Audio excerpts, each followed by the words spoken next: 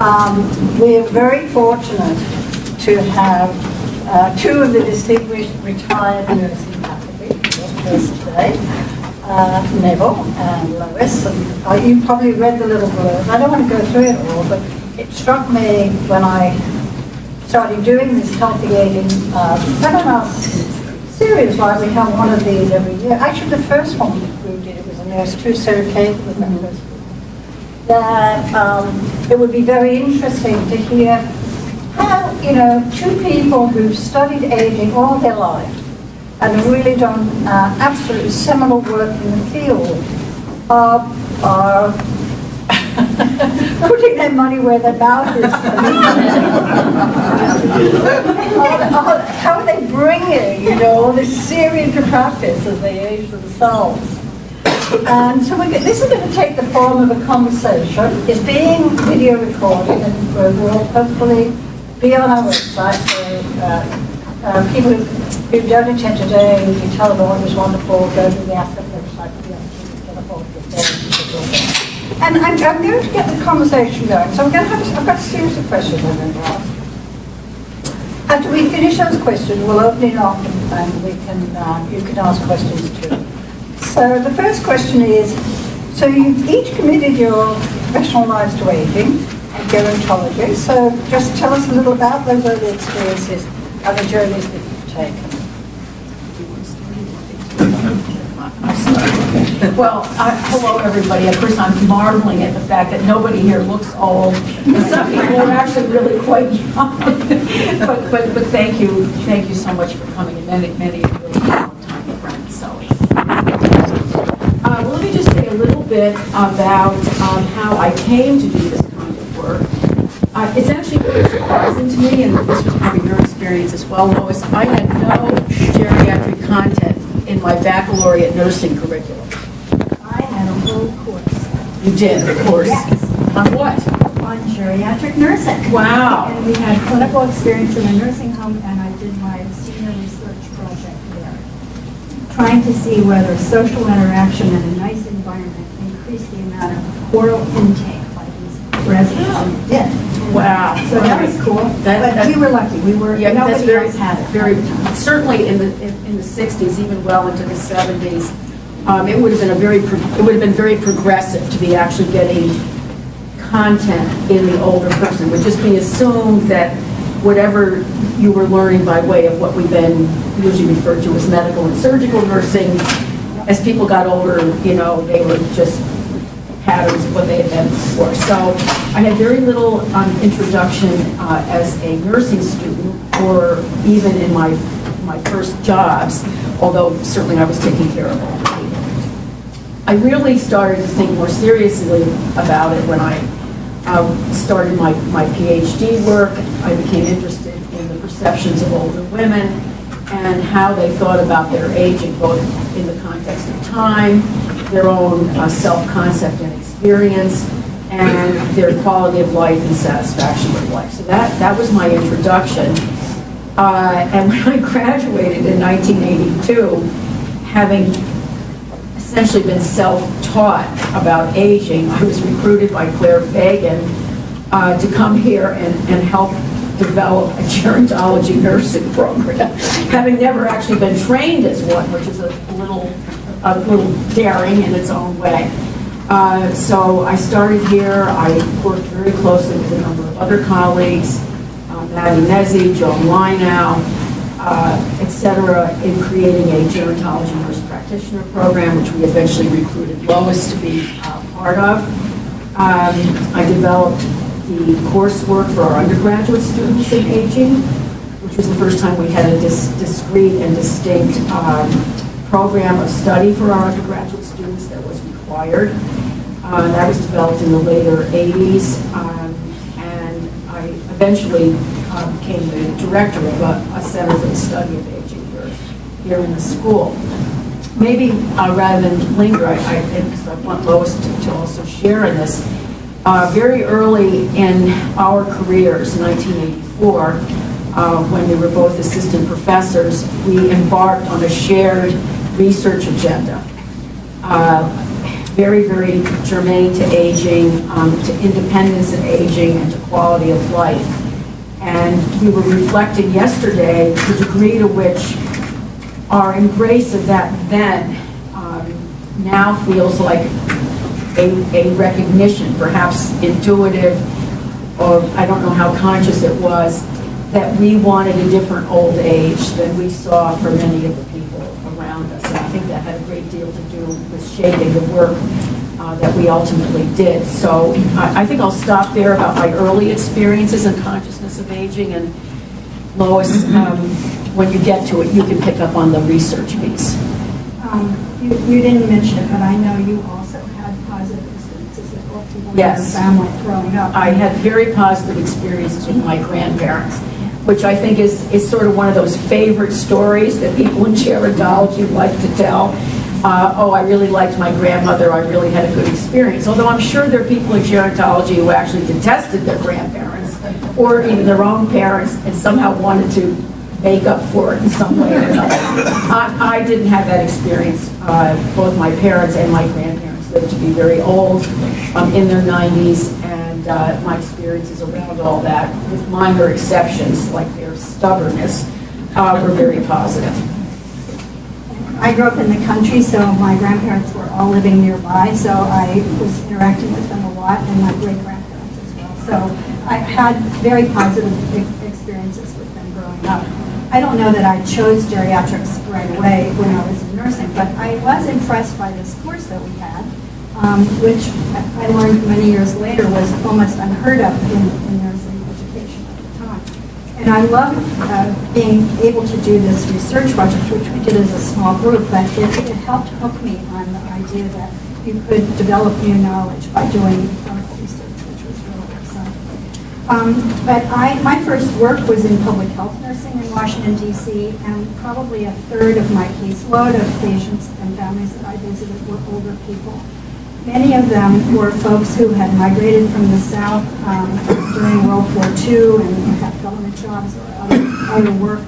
Many of them had been children of sharecroppers, or parents, grandparents had been slaves, etc. They had such marvelous stories about their life to share, and I was not very, what's the right word,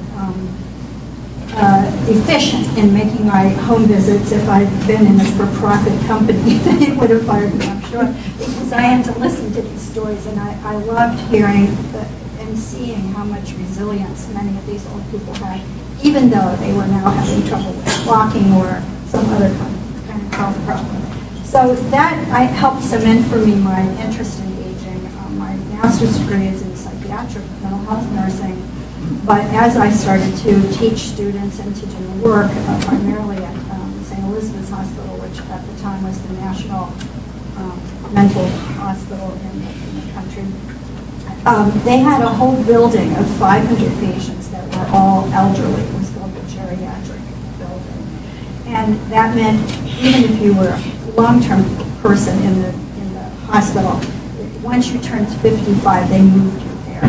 So that was geriatric at the time. And so anyway, nothing was happening for these people. And my students and I were really beginning to do some interesting work that improved their quality of life, I think, on the unit. So my doctoral study, again, like Neville, there were in the university, I was at Catholic University in Washington, D.C., there was one course that was developed by a nursing and a social work faculty together, and it was on something about aging. I don't even remember the title, but that was the only course in the whole university that related to it. So finding a committee and getting people to support me in this work was really tricky. But my study, it was not unrelated to Neville's, but I was looking, from my work in public health and seeing who got admitted to the psychiatric unit, it was people that I thought had been socially isolated, and they no longer,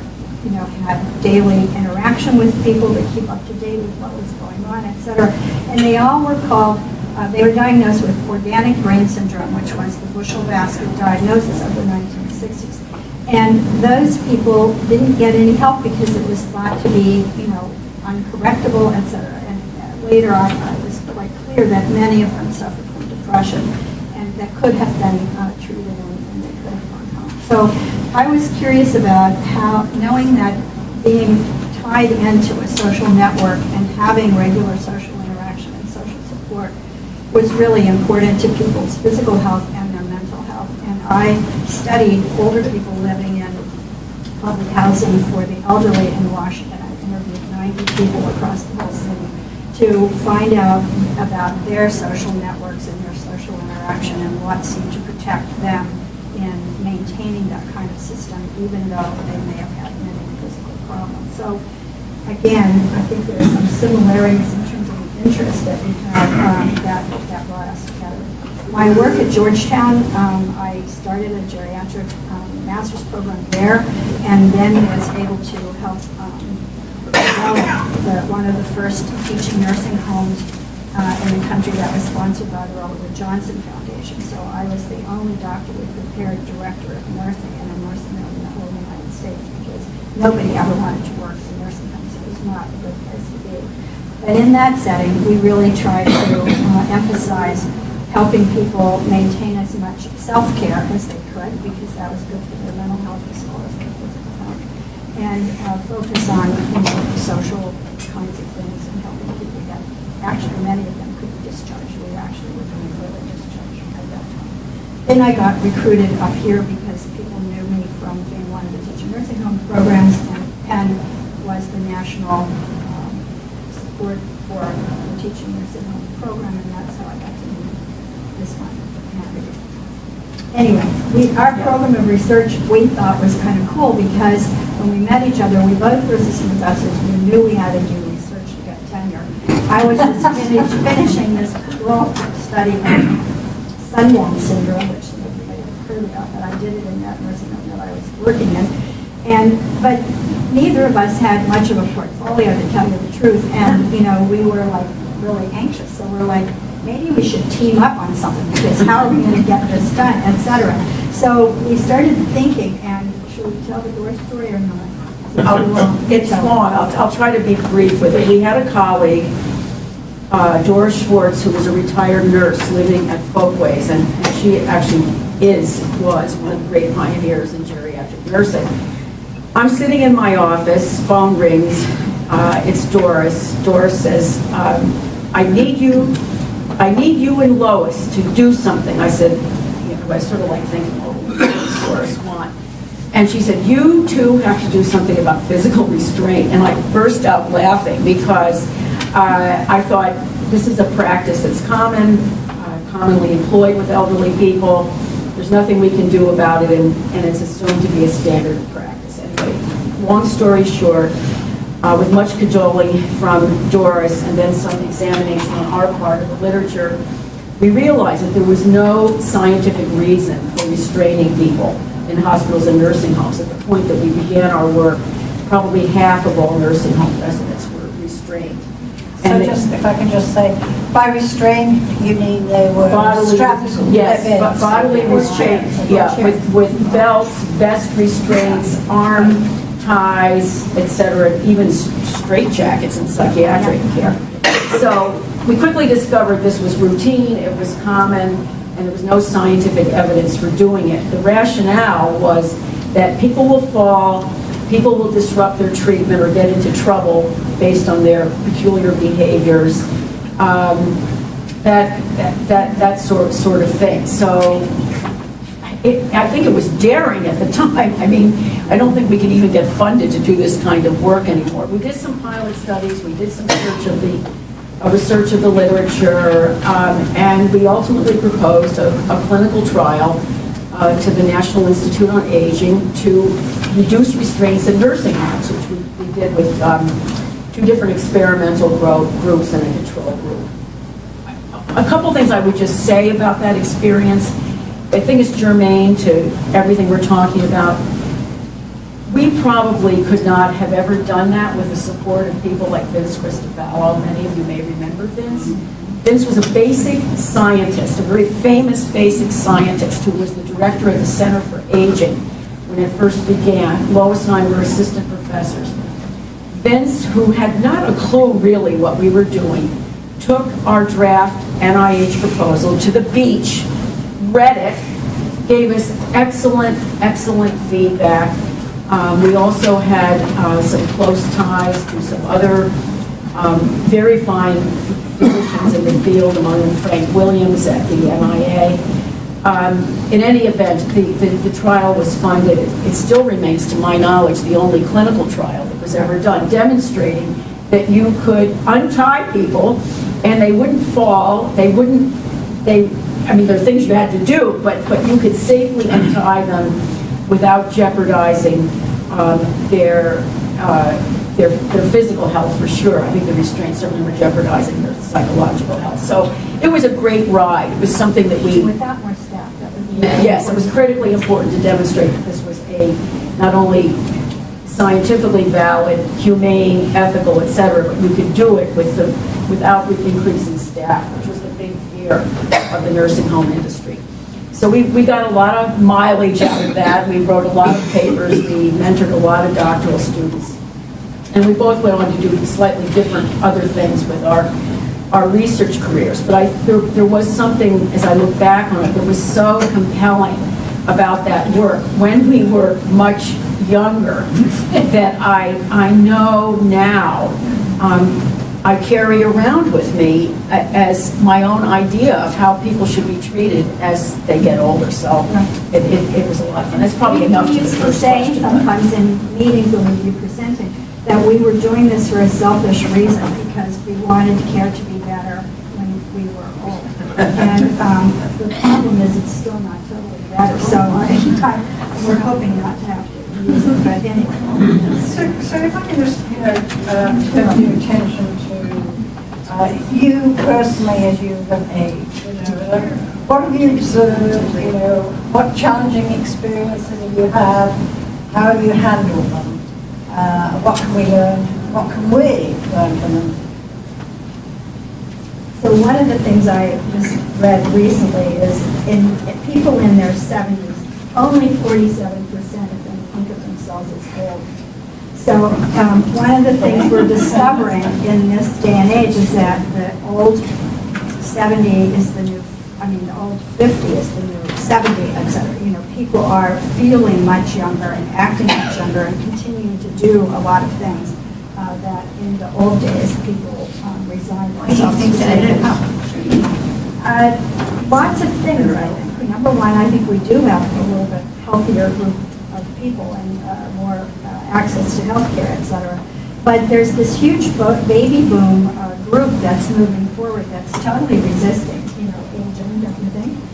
And keeping from being constrained or consigned to a particular role. Other issue, a lot of other issues. Many people haven't really saved enough for aging. They can't afford to retire when they're 60 or 65 or whatever, as though people did in the past. So there are a lot of issues around people. And we still live in a very youth-dominated kind of culture in terms of one's looks, one's capabilities, the expectations of independence and control. Those are very potent constructions, I think, of American life, or probably life in most developed countries. So it's very hard to escape that kind of social construct. I think we often think of people, when they have gray hair and this is Asian or whatever. I actually was pretty white-haired by the time I was 55 or so. I started graying in my early 40s, and that's a familial pattern, I guess, in my family. But I just sort of ignored that. My grandmother had beautiful white hair, and all the hairdressers were always saying, "Don't you really want to dye your hair?" They were always trying to get me to dye my hair. I'm like, "No, I'm keeping my white hair." But that did make people think that I was old before I was old. But anyway, beyond that, I still always saw myself as different from older people. And when I You are different, I am different. I know that. But when I would get the automatic membership in AARP at age 50 or 50, I guess, And then if I go to the movies, my husband was always saying, let's get the senior discount. And I was like, no, I don't want a senior discount. I was like railing against any of those kinds of things. And even when the clerks would say, would you be eligible for a senior discount? I would deny it immediately, even though at 55 or 60 you could have these things. Now I love it. I ride free on the bus, and I'm really happy about that. But anyway, I really had trouble accepting aging before I was aging, before I thought I was aging. But the thing that started to happen, when I was teaching my aging courses, and I'm talking about older people this, and as people age and whatever, and I'm looking around the room, increasingly, these folks were all in their 20s and 30s, and they're knowing that I'm one of them, and all of a sudden it was like a thing that just flew over my being to say, I really have to cross over here. There's like a crossover that needed to occur psychologically with me. So that was really kind of an interesting experience. So I struggled with that. And I think that I actually am noticing that I often say, this is what I've done. I'm like telling people proud things that I've done that I think many people at my age may not be doing, like climbing to the top of Machu Picchu or, doing various things that I've just done. And I'm like, I'm 73, I'm almost 74, look what I did. I'm the oldest one in my group that climbed this thing, etc. And I don't know where that's coming from either, but I've like clearly crossed over a chasm somehow where I'm just more comfortable with my aging. I'll try to pick Wrinkles up. and all. Yeah, I'll try to pick up on some of that. I just want to mention, because I found this email in my folder on this talk today. Yvonne, you wrote to us in November proposing the title of today, Aging Gracefully. Aging Gracefully. And Lois then forwarded it to me and said, what do you think of the title? And I said, well, I wrote down a whole list of things. I'll share some. Aging fitfully, aging as best we can, aging by forgetting about it, aging reluctantly, aging damn it, aging and wondering how this happened, or just aging.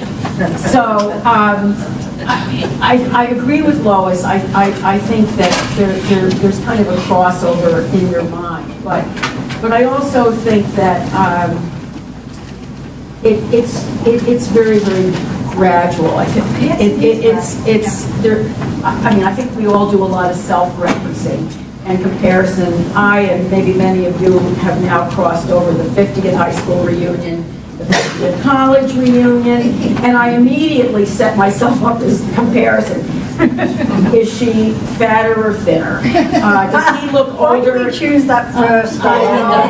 Well, because I'm definitely on the fatter side. So, are they showing some signs of, like a cane or a walker? How wrinkled do they look? How old do they look? How healthy do they look? So I'm thinking, this is bizarre. I used to teach these things. And one of the things that came to my mind in terms of, coming to grips with these challenges and changes, you probably taught in your course, I know I did, that simulation exercise where we had students kind of not dress up, but we would do various things like place glasses on them that were very, very cloudy, do various things to muffle hearing, the way their shoes or gloves on their hands could mimic alterations in sensation. I see some heads nodding. This all, at the time, I thought, sensitizing people to the experience of old age in such a way that they would feel more positively disposed to be, in this case, clinically sensitive to those changes. Now I'm thinking, Lois, that it was actually almost an explicit demonstration of how terrifying and terrible aging could be. You can't see, you can't hear, you can't feel, you can't walk. Forget about just being nice to people who are like that, but my God, what a dreadful thing to have happen to you. So I started to think about that this morning, how we taught the idea of aging. Because so much of, and we're talking about now still the 80s and 90s, but so much of that was still construed as normal aging. I mean, now we know so much more about how the brain changes and various things happen. And we are much more able to distinguish what's normal from not normal. And yes, there are some things that are common, that more commonly occur. It doesn't mean they're normal, but we can learn to live with them. Like some hearing loss, many of it can be fixed, with glasses improved upon it. Yeah. And we also were very stuck with demarcators, like 65 was some magic number, and then there was the young old was some magic number, whatever, and then the old, God forbid, was another some magic number. And the theories of aging, at least when I was taking human development courses, really emphasized this idea of disengagement and withdrawal when one stopped working. So I think we have gotten way past a lot of that, which is a big help. But I also want to, mention that we're a privileged group, let's face it. We're well educated. Most of us are not too worried about money. We have access to excellent health care, not only now, but we probably had it for most of our lives. And that the way aging is for us is really not the way aging is for everybody.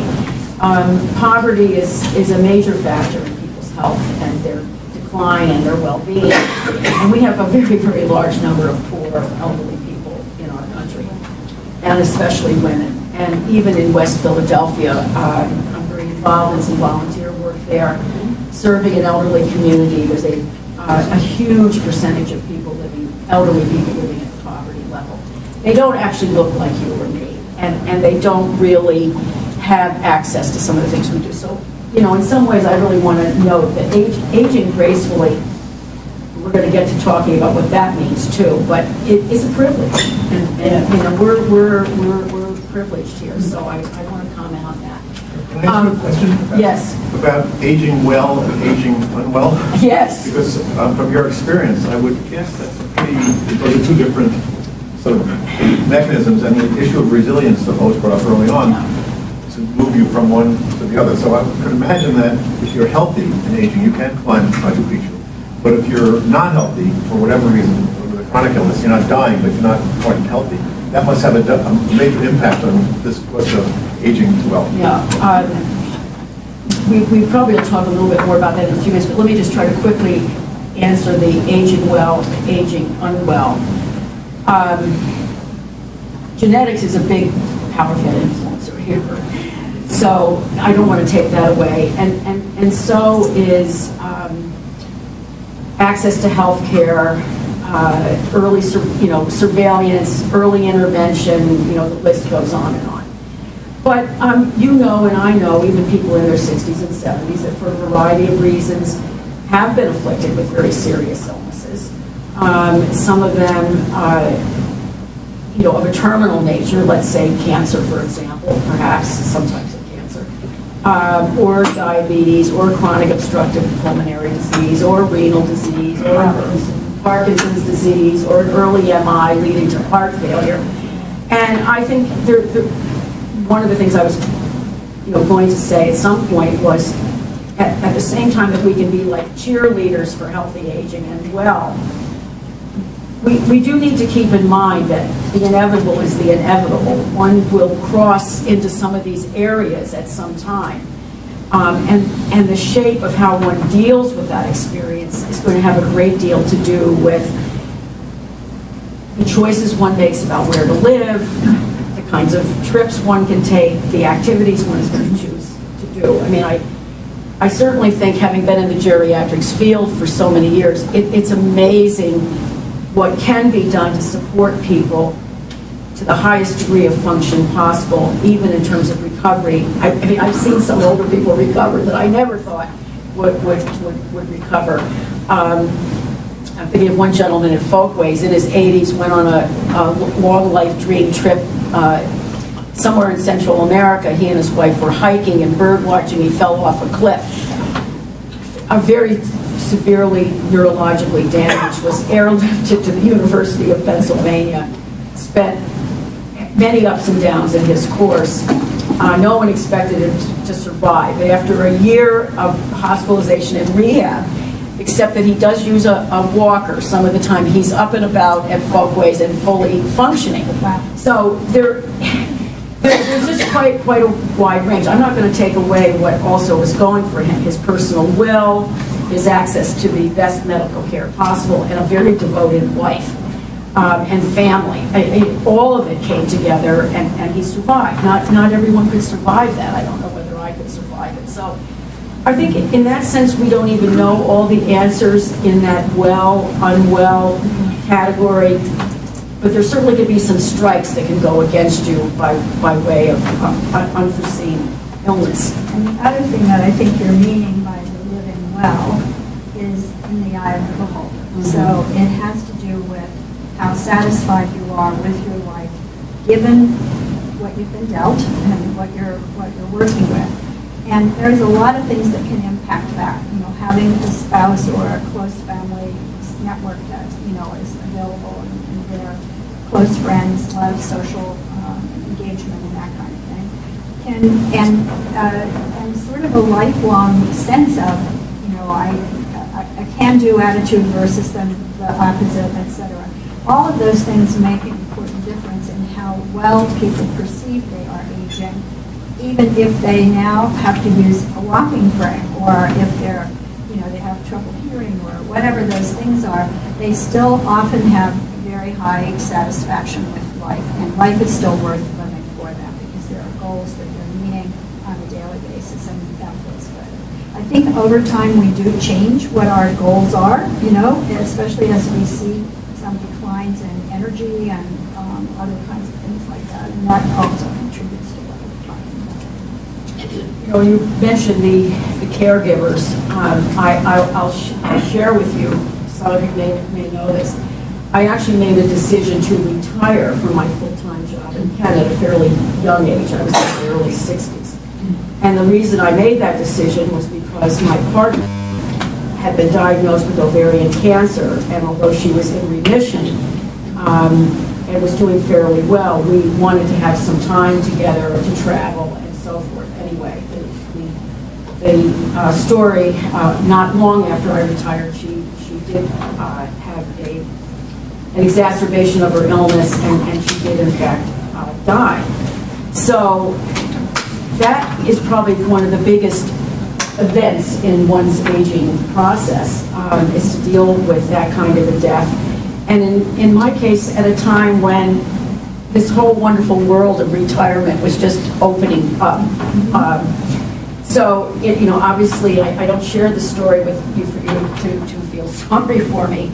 But it was a major adjustment. I had to now accommodate myself to a world of, I had resigned from my job, and I had to accommodate myself to a world that hadn't been the world I thought I was going to grow old into.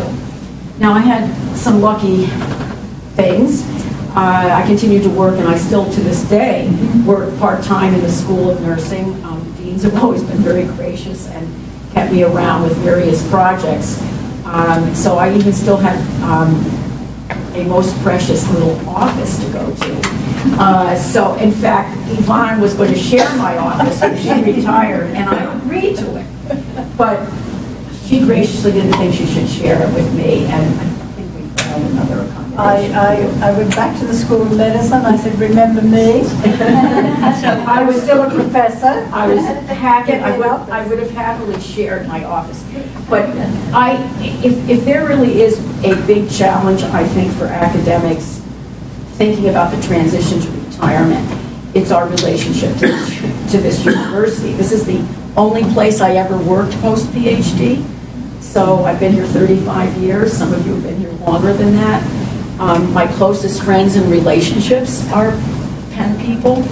And certainly my identity as a professional and an academic and a successful person is very tied to the university. So I don't think there's a single thing that's a bigger challenge for us than managing that. I think there are lots of ways to manage it.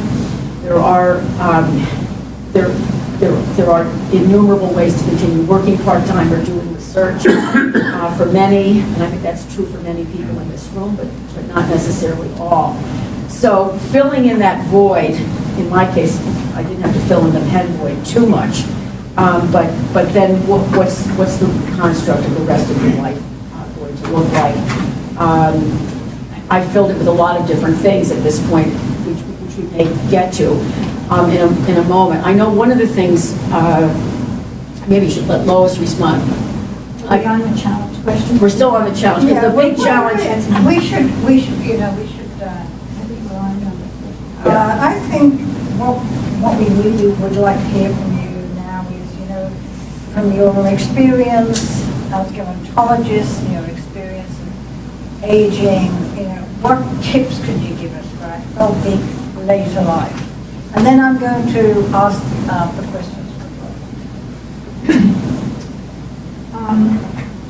Well, I'm going to speak just a little bit from a personal perspective, but I think that always being alert to and reading about and talking to people who've already experienced some of these things is very important in gaining what I call anticipatory guidance. It helps to know somebody who's already done the thing that you're thinking you're going to get to pick their brains about how was it for them, how did they make the decision, what did they run into in terms of problems, etc. And I've tried to do that probably most of my life before I make big changes. But I knew also from the literature that I've been teaching about how important a social network and maintaining social relationships really was. And I also knew that once people retire, much of that, at least the daily part of it, is gone, because even if you come back, you're not part of the group anymore in the same kind of way, and it's quite good. So for me, I had spent so much of my life in the university. Most of my social interactions, my social things that I did were with pen people, just as Neville was saying. So, and I wasn't planning on staying here and doing a part-time thing. I did some other stuff, but I knew that I was going to have to find new ways of meeting my needs for social interaction. So I started before I retired. I got my name on the list to have a community garden plot. And there's one just in the Filler Square area, right at Schuylkill River Park. And I met 70 new people that I had never met before. It's a whole new neighborhood. And you really come close to people when you're digging and sharing tomatoes and all that sort of stuff. And I was able to be involved with Maya, who's here, in the steering committee as well. So that was a new thing that I did deliberately. And I also talked a friend into, subscribing to a theater, for the year or whatever. Because in the middle of my choosing to retire, I also divorced. So I did not have, at the same time, that partner that I had before that you could share those kinds of things with. So over time, I have, besides the garden, I've joined some groups. I've joined a group that's actually working on some of these issues for Center City. It's called the Penn's Village, which is really working hard to support people who want to age in place, but they may need some help with transportation or accompaniment to the doctor's office, various things like that. So I'm on the board for that. I've joined a women's group. Some of you are here in the women's group. And in that group, I am in a book club. I've never had that before. I now have 10 new women that I have come to know and enjoying that very much. So there are a lot of things like that that I've done deliberately to engage with more people, meet new friends, and kind of get away from, even though I'm a case of board too, I know those people too, but the Penn is not the center of my social life anymore, which was a really big deal thing for me to have to think about. The tips are, I think, not only making some deliberate decisions, but also deliberately stretching yourself. Like, I've really pushed myself to do new things, or to resume some old things that I hadn't done before.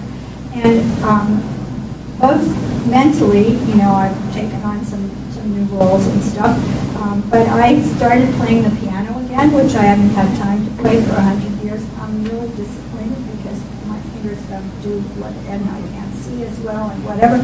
But it's still got my cognition working and, physical stuff as well, and it's pleasurable. And even my neighbor, who's a bad professor, says, I really enjoy hearing you through the wall because we're and I'm like, I try to only play when I think you're at work. And he says, no, I really like it, but you really have to learn a new song.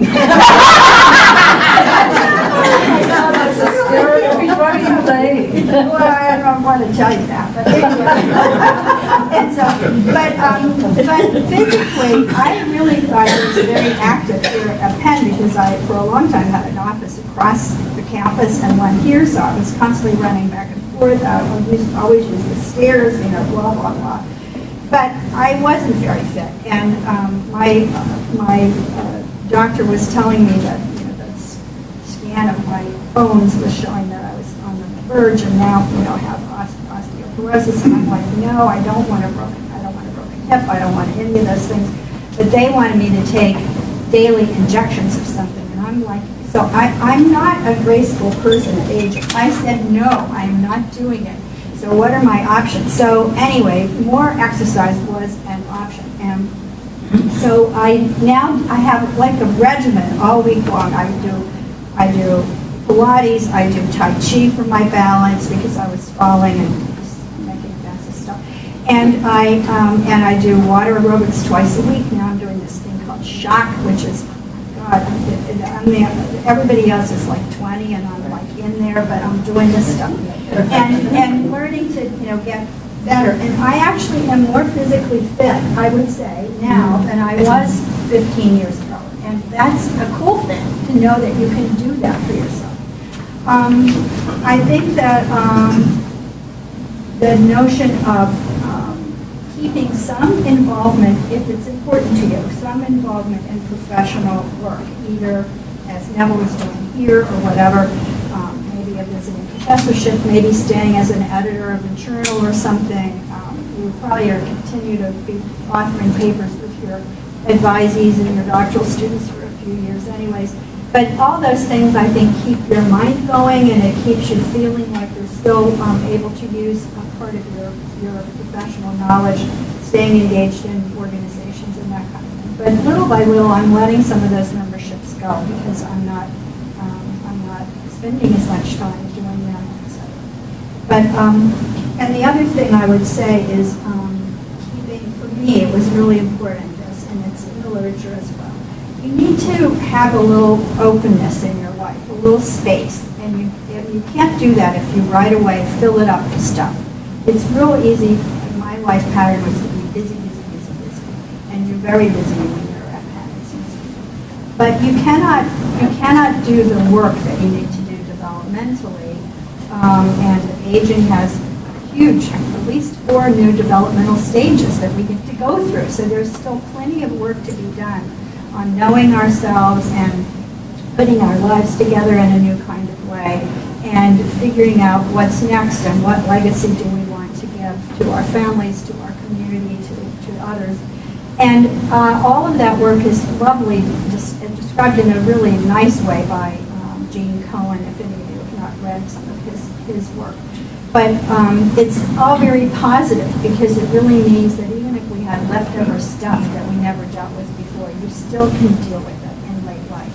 And we have a good friend, Neville and I, who did just that in her 80s when she discovered and finally read the letters that had been stored in her mother's attic from her father, who died when she was not even 2. And she never really knew him, and the family was a very stoic family. They didn't discuss death or any dead people, and so she never got to know her father or that he loved her. But in the letters, it was very clear that he knew her and he loved her and was so proud of her. And she ended up reading those things, getting into therapy, and writing this most wonderful book where she had a chapter asking her father questions and a chapter describing his life around that time.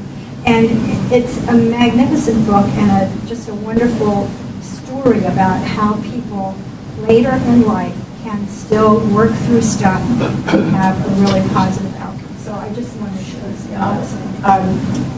I see time is running out, but one important topic that I want to bring up, because I think it is on people's minds. Lois, of course, who's a model in so many ways, has also declared that she will live to be 100. I have taken a somewhat dimmer view, not so much of her being 100, but of me being 100. And I think, in fact, my gerontology, geriatric experience and training has reminded me that the way I am at 70 is not the way I more than likely will be at 85 or 90, although I think there are very good ways to be. And if there was a single challenge that I am personally facing right now is at what point do I make the transition from a beautiful 3-story house that's very large, where I have always done a great deal of entertaining, and which I probably can only manage for so many more years, especially by myself. For 30 years, I have been on the board of directors of Folkways, and I'm finally going off. I went on at 40, and I'm going off at 70, and I said, this is it, I'm out of here. But Folkways is a continuing care retirement community in Gwinnett, PA. It's in northern Montgomery County.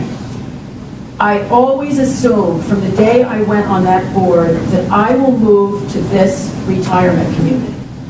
Now, of course... You set the date, you said when you were 75. When I was 75. Yes. All right, so now, 75 is a lot closer than it was when I set that date, and I find myself, I don't want to go.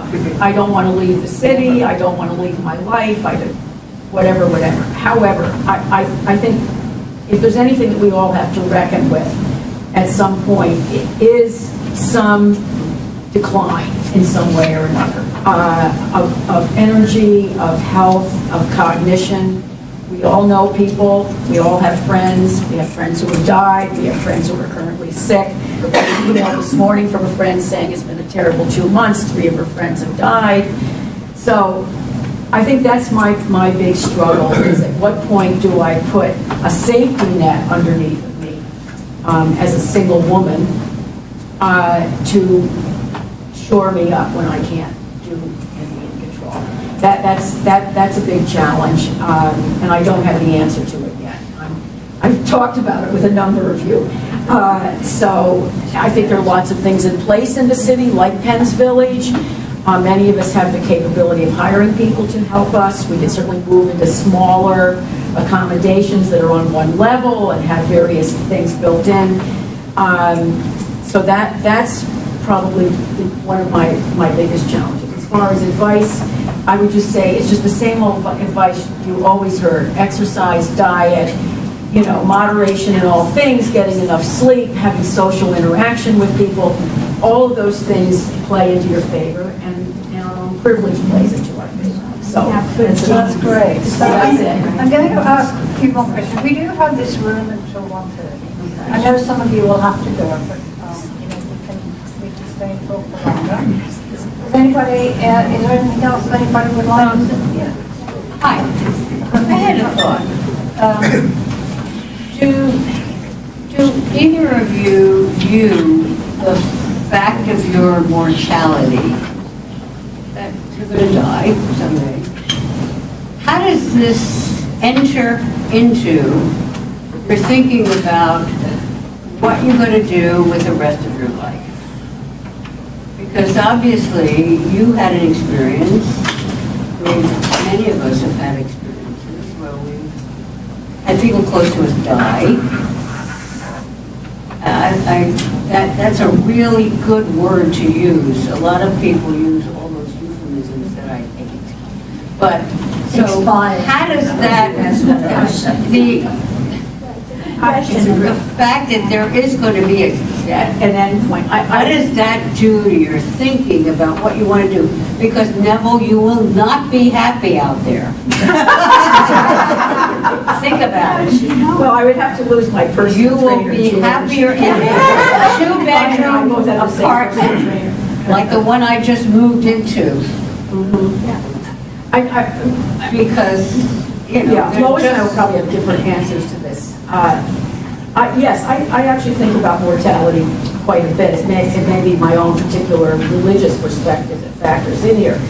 But my clinical perspective is this. I have watched a lot of people die badly, and I do not want to die that way. I've seen people fight it. I've seen people go for every intervention until whatever.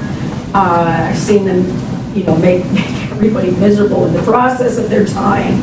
And I know that I will die. I'm reasonably comfortable with it as an idea. And I have very strong feelings about how that happens, where it happens, and one's behavior when it does happen. And many of you have probably read Atul Gawande's book, Being Mortal. I highly commend it to you. It's filled with examples of not only of how people, families manage dying, but how we as health professionals may or may not assist them in a good death. And that is something I do think a lot about. Probably more in some ways than how we'll manage some of the physical infirmities. So, yes, maybe I'll just let Lois pick up. I mean, there are lots of things I still hope to do. I also, I think, have a pretty healthy attitude about some endpoint where I may not, probably will not be able to do them all. Yeah, I notice that I think about it a lot as it's sort of tied with my house in a way, of thinking about when am I going to sell my house, which is also a 3-story house, blah, blah, blah, and move into an apartment that has a doorman, and, the apartment I'm living is all on one floor, and I'd be able to call the pharmacy to deliver, and the grocery store. I already did that. I know she does. I know. But I'm not, but the more, at first I thought I would do that at 80, and now I'm thinking of edging it up a little bit, because I'm still enjoying my home, which is really important.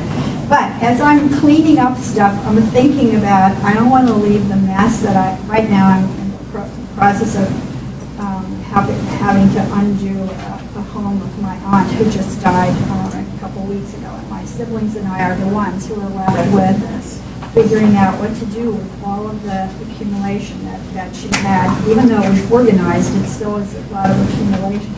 And there, at any rate, and plus, I have made my plans for my good end of life, and even putting into my my living will, if you will, the notion that if I should be suffering from dementia and I'm in some facility somewhere, and there's an opportunity to participate in research that wouldn't hurt me, but might help people know how to care better for people like me, I want my daughter to sign me up for it. And the lawyer was like, what? I never heard of anybody wanting to do that. So I made them put that clause in my durable power of attorney for healthcare stuff. And anyway, but I don't know what will happen with me. I mean, there's dementia in my family. I'm likely to get it. I hope I'll be a happy demented person. I don't know. But I keep having these conversations with my family so they sort of know where I'm coming from. And I believe that I'm putting into place, the possibility for them to feel comfortable about the decisions that they're making because they know what I want. But I am sort of thinking that I would like to, I love the city so much, and I grew up in the country, so you'd think I might like to go back there both ways or wherever the woods out there, but I don't want to. It's lonely out there, and to me, growing up in the country was kind of lonely. I was the only girl my age in a whole 10-mile radius, and, so whatever. But I think that I would like to, I do know, I want to stay in the city. I want to stay able to go to things and be engaged in things for as long as possible. And I am assuming at this point that I would hire help in the house and in one way or another, either through one of the CCRC without walls kind of things, or other services that could be available. My daughter says, she will take care of me, but I'm not sure I even want her to take care of me, at least not yet, but anyway. So there are possibilities, but at least it's all up for discussion. It's not like a secret thing. nobody's talking Yeah, I mean, I think the about. worst That's thing that really can happen important. is a crisis. Yeah. You know, because the options, once you're in crisis, are not as attractive as planning for, you know, how it's all going to work. So I think that's something to think about. I don't want to give... I seem to have lost it, but I just found in the paper a couple weeks ago that there was a story about a new online thing, and I'll try to get it to Ron, maybe she can put it out. Ron's put it out this. But it's people have done this research project, and they said, you know, it's not really end of life that's such an issue. It's the period before the end of life when people really have declining function, and they really don't even know how to what services are available, how to access them, and the family doesn't know what they would want. And so it's a guiding thing that really allows you online to begin to ask questions of yourself and think them through, either with your partner or with your family. And so it's not a perfect thing, but I think it's a good beginning way for people to start to think about that. Who is the best home care agency? Who would I want? You know, where is the best nursing home? Where would I want? And all of that is in there. So I'll get that to you. I meant to bring it in. Yeah, I'll just say one last thing. I don't want to give CCRCs, Continuing Care Retirement Communities, a bad name because I think they're really very good. I will mention that I was part of a committee along with Jim Saunders and others who worked for several years trying to get the University of Pennsylvania to build a CCRC, lots of heads on it. Right. And in fact, we did get a fair amount of cooperation from Craig Carnaroli and the real estate office and so forth. And the university even put up the money for a consultant to be hired. But the conclusion was, with so many area life care communities, it wasn't going to be cost effective for Penn to do this, irrespective of our argument that you've got alumni who and former people who might want to give money to Penn if they lived in such a place, trying to make the development argument that we have a world-class healthcare center, we would all be going to it, et cetera, et cetera. So that all ended about 2 years ago, and then miraculously, Paul Rosen and Kathleen Jamison have reignited this idea. And I don't know exactly where it is. Paul knows that I don't feel super optimistic about the university delivering on this, but I still personally believe if we had a CCRC, retirement community, affiliated with the University of Pennsylvania, we would have no trouble filling it, and it would be a fabulous way for all of us who do not want to go off to the suburbs, you know? So anyway, enough said. We're lucky because we live in the city where we have that opportunity right in the middle of the city. You know, if you get help and if you have a place you can navigate easily and you get rid of all the things that don't mean anything in your life except for your people and your friends and what you do, you can live in the city. It's quite and you don't great. even need a car. You can use the so 42 bus. We don't. So you have some more questions. So Marjorie, what would you like to... One question, but maybe I want your comments stimulated both by knowing you and by hearing you today, as well as by my parents, aunts and uncles and grandparents in different ways. I think for me, a tip that's been really guiding part of my role definition as an older woman now, is to think about mentoring the next generation. My aunts and uncles and grandparents and parents did have health problems, but did they ever mention any of them? Never. Never. And even if I asked my mother, well, why is that bone sticking out here? Oh, nothing. You know, just no talking.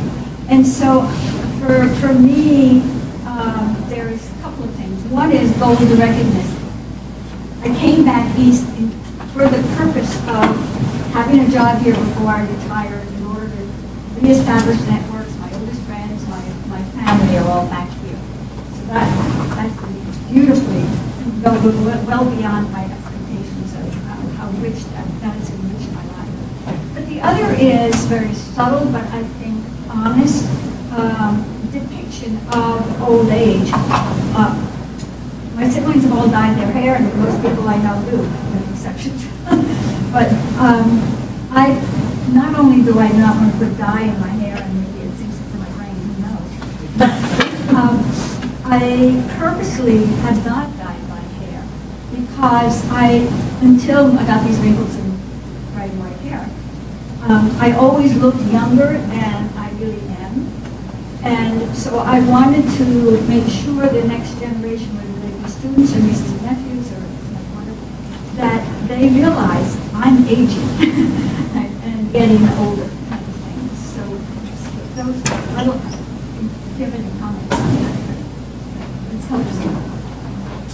Any questions? Any other questions? I just- The interesting thing is that when you go back to your reunion and you look around and you think, we were all the same age once. Now we're all different ages, right? Do you have questions back? Could you speak up? Hi, I'm Nisi. I work in DHS upstairs, and Dr. Strumpf is one of our faculty. She encouraged me to come today, and I'm so glad that I did. I'm so glad that you've spoken about all of this. And Marjorie, I have to say that what you just said to me really is profound, because I don't think people should be afraid or embarrassed to age, and to go towards the end of their lives. Because, like Noah said, that is what we're heading towards. We're not immortal, and that's part of life. And I'm 45. I will be 46 this year. It's sort of daunting at times, but I like what you said, because I don't think we should hide the aging. I think there's so much pressure to do that, and at least from my angle, there's so much pressure to conceal all of those factors. And I think that our society needs to see that. It's fine, it's normal, and we should be supporting each other. And it aggravates me that I'm worrying about people telling me to get Botox shots and do this and that, and dye my hair and hide the grays, and I'm an artist and I like to do color and all that, but at the same time, I think people should understand that there are distinctions between each decade of life. And it's a beauty. There's beauty about it, there's fear about it. I'm daunted in many ways with aging, but at the same time, I love that you're taking the time to share all of this, because it's really powerful. Lisa, you'll laugh because 30 years ago I gave a talk to the Penn nursing alumni, and I titled it 40 Isn't Fatal. And so now I guess I better do one like 70 Isn't Scary or something like that. How about 85? You wear it So beautifully. I've got a question from Mark and a question. Just something that, it's really not a question we couldn't have covered, but I think there's a big difference between men and women in this context. Women have dramatic social interactions, and men often have none, or just professional ones. And it would be subject to another discussion. I think, But you know, it's I worth think at least- that's very true. And you may know that the death rates for men, if they lose their wives, is very high. And even in my early research that I mentioned for my dissertation, the men didn't do as well as the women if they had no spouse left, but there I was. keep telling my wife that, actually. But interestingly, I found this one, I remember specifically this one guy in my study who had made a little social network he had 3 or 4 buddies, and they met on a regular basis at the diner, and they had their morning coffee. And that was he was very healthy, mentally, et cetera.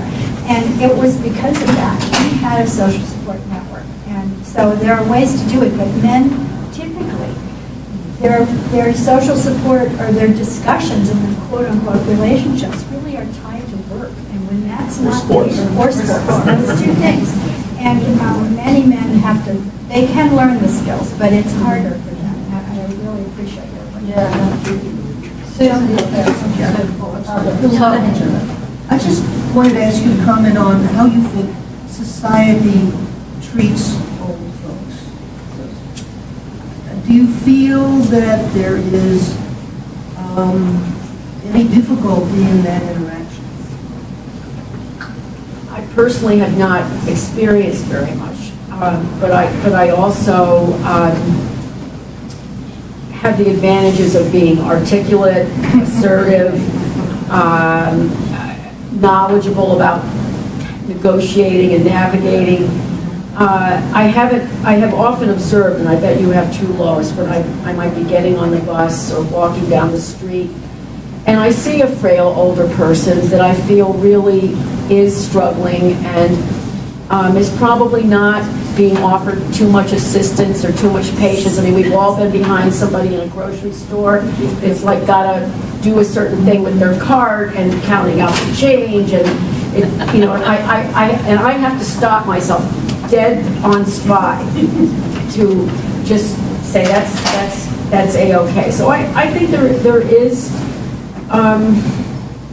are some attitudinal issues, but I also feel it's not anywhere near the degree it once was. Some of it is there are just so many of us. I mean, there are just a lot of older people around. And we don't look the same. Some of us, of course, should not dress the way younger people are, but there are plenty of older people who do. We don't look the same. So I think I'm going to, mine is a downer, because I want to, or I'll just mention it, but it is a downer. And I think we've kind of been avoiding this specter that when you get to be 85, you've got a 40 to 50% chance of getting Alzheimer's. Yes. And that, there are no easy solutions to that. And you say, Neville, you want to be in charge of your own end.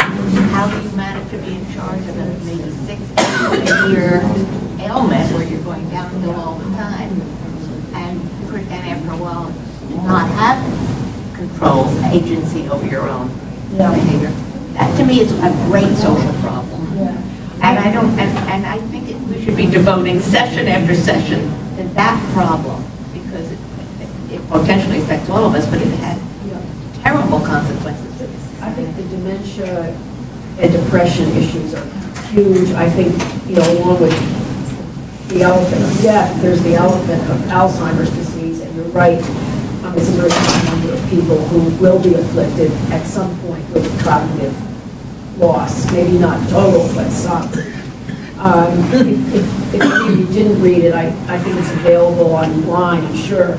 There was a whole section of the New York Times back in, it was about, I guess it was about a year ago, written by a woman who has Alzheimer's disease and how she and her husband were coping with it.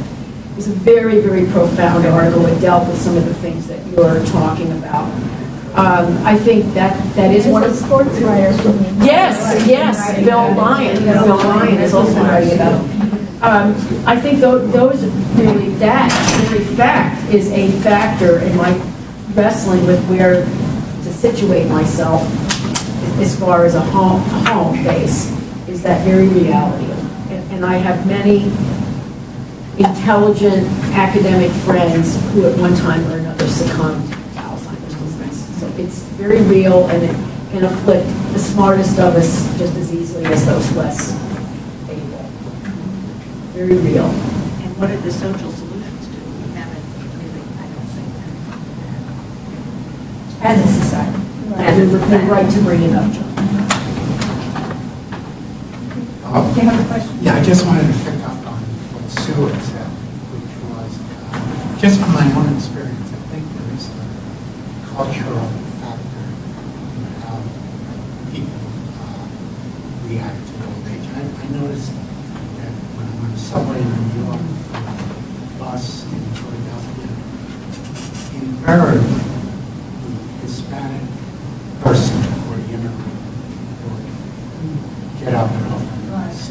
You don't see that as much amongst white males. I think it's a respect for age and other cultures that doesn't occur in this country. I think if you look at culturally, there's been a huge shift. A friend of mine who's a neurologist wrote a novel 40 years ago that took place in a nursing home.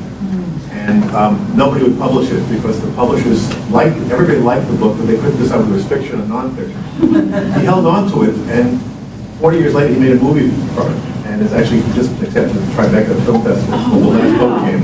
And but if you look, he now has this poster with, you know, I'm Still Alice and Fire Lady, and there are dozens of movies now about people with Alzheimer's disease or age-related problems, which never occurred in the 60s and 70s and 80s. It was hidden. And I think it's probably because of the healthy aging, that we have many, many more healthier, active, older folks, and people are, getting accustomed to that.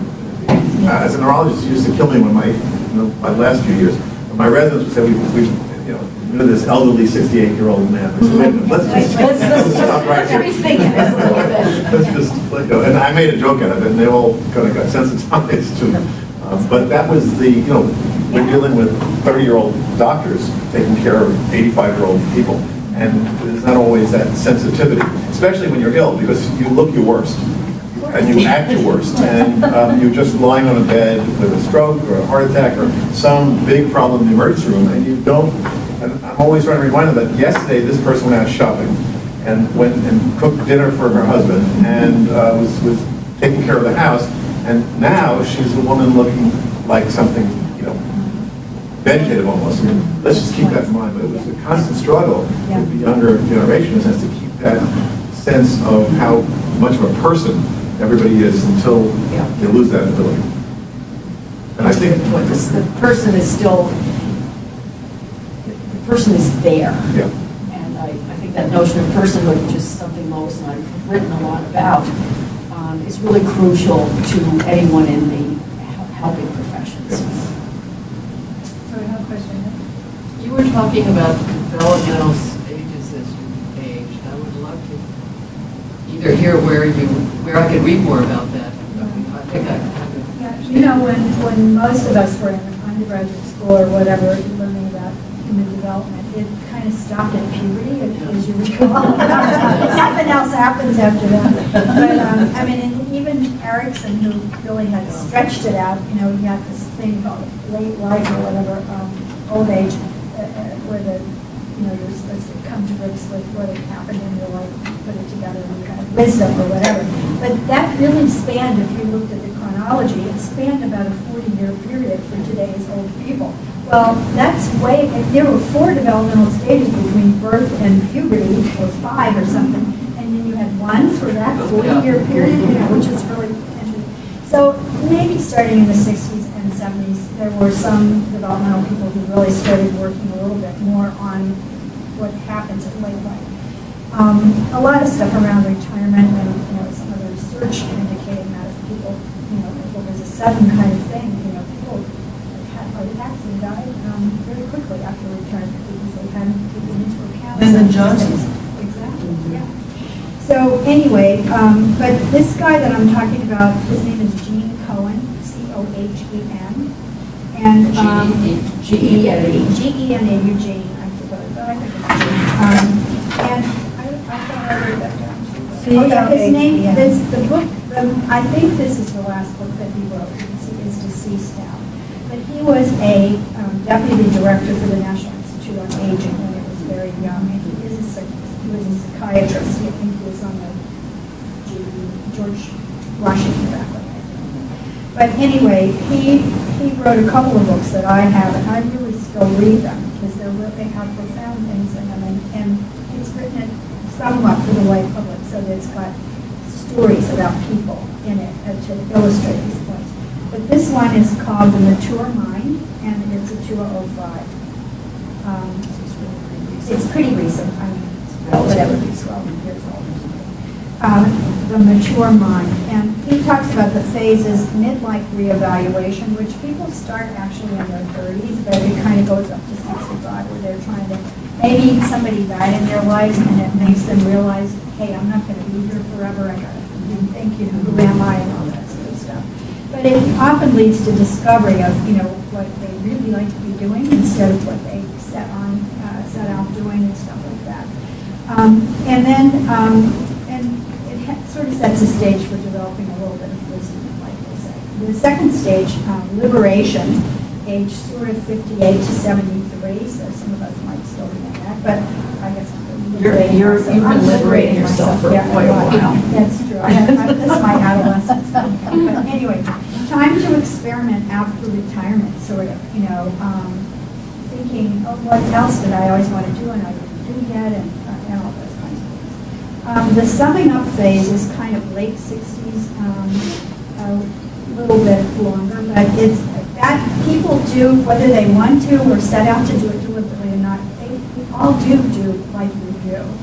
You'll notice it in yourselves. You're starting to, something will stimulate you to start remembering such and such happened, what did I think about that, what happened with my life, etc. It helps if you have somebody to tell it to, because it helps with the stories and getting it straight. But if you don't, journaling is a really fabulous way to get some of that down. And many people end up writing an autobiography out of this. And if it's not for sale, it's something they want to leave with their families and to help them know, you know, who they were as a child, where they grew up, because a lot of these families haven't a clue about some of us and what life was like when we lived on went to a one-room red brick elementary school, grades 1 through 6, etc. Those kind of things. They don't have any clue what that would be. And that's sort of the time, I guess, for some of this unfinished business. And say there's a cutoff in the family somewhere, you haven't spoken with this cousin for years because something happened way back when. It's a time to rethink that. You know, is this possibility of healing some of that rift, etc., after 50 years? And oh my God, the energy that restores to a person, because you're spending all this time inside, you know, keeping that, you know, away. And then the last part, he is, and you'll notice this will not be new to you, he called it the encore stage. And there's now a whole national organization called Encore that's really stimulating older people to think about new careers, new things, new whatever they want to do, whatever exciting things. But he says the encore occurs in the late 70s through to the end of life. And here people generally are sort of coming to grips with what the major themes in their life have been, and they, you know, reaffirm those in a kind of way. And you must know this, that most of us just end up being more of ourselves as we age. We really don't change our personality. We really are just more of it. You know, we're more clear of it, and in some ways, because we lose energy to sort of hide some of the rougher edges. Some of us get a little grumpy and, you know, a few other rough edges about it, but we're still like the same person. So if you have somebody that's really obnoxious, they probably were like that their whole life. It's not something they just developed in old age. You know, so this is the thing. But he says, you know, we're still driven by powerful forces like desire for love, companionship, self-determination, control, giving back, and positive emotions and morale. And our working on ourselves in this phase has a positive effect on family and community. So it's a way, even working on our own development in later life, late 70s to the end of it, whatever we're sharing and doing with people, it helps our children and our grandchildren and other people that we know feel, and also it's sort of a role model for them, I think, about how one can age, and even with disabilities, even with problems, can age well. And so I think that we have to get over being totally healthy, because even the 100-year-olds and 110-year-olds now are not totally well. They might, you know, they have things that are age-related. So anyway, I have always been heartened by thinking that there's still possibility. You haven't like passed up all the chances to still fix things, grow, develop, learn new things, etc. And I like to keep for myself that kind of positive notion in mind, all the while realizing that I have to watch where the heck I'm walking, because I'm constantly tripping and falling and breaking things. And I can't afford to do that anymore because of my bones. Anyway, does that help? Yeah. And you know, maybe aging well is demonstrable, not, you know, Gracefully has a little bit of a tone to it, like, you know, staying out of the way and not being a nuisance. And, being nice. But aging well, I think, has a lot of options for all of us. And I just thought, again, one of the findings in my dissertation with older women, those that seem the happiest also maintain some sense of the future. Now, not a future that's 15, 20 years from now, but a future that there were things to do, there was good, there was something to be enjoyed, whatever that was. And I think that's very positive. So, Well, thank you. Thank you very much. Yes,